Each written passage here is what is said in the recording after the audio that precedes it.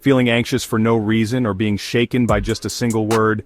In the previous video, we talked about how this reaction comes from deep within the body, a remnant of our evolutionary past. Today, let's take one step further and explore the exact difference between feelings and thoughts. Feelings are the language of the body.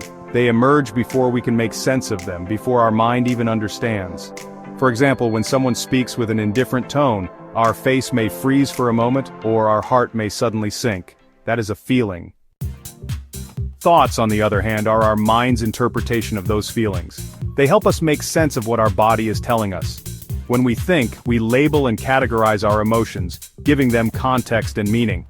This process allows us to respond rather than just react. Thoughts, on the other hand, are the language of the mind. Do they dislike me? Did I do something wrong?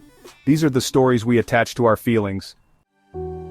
Feelings are quick and immediate, while thoughts come later, layering on endless interpretations. But many of us don't know how to separate them. When we feel anger, we think that anger is our true self and follow along with the thought, "They must be ignoring me." This interpretation amplifies the feeling and the body responds again, creating an endless cycle. Understanding automatic responses.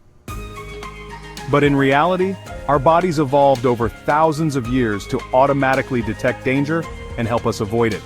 Today, most of these worries and fears are just this automatic response, still operating even when it's no longer needed.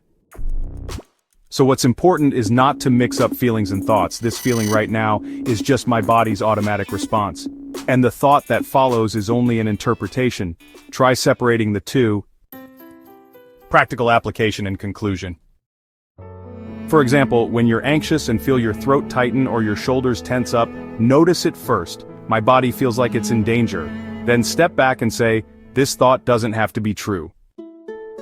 When you do this, feelings remain feelings and thoughts remain thoughts. You no longer get swept up in the swirl of interpretations. Feelings are the language of the body, thoughts are the language of the mind, and this language of the body, it's just a trace of our evolution. Once you understand this small difference, you can slowly free yourself from unnecessary fears and worries.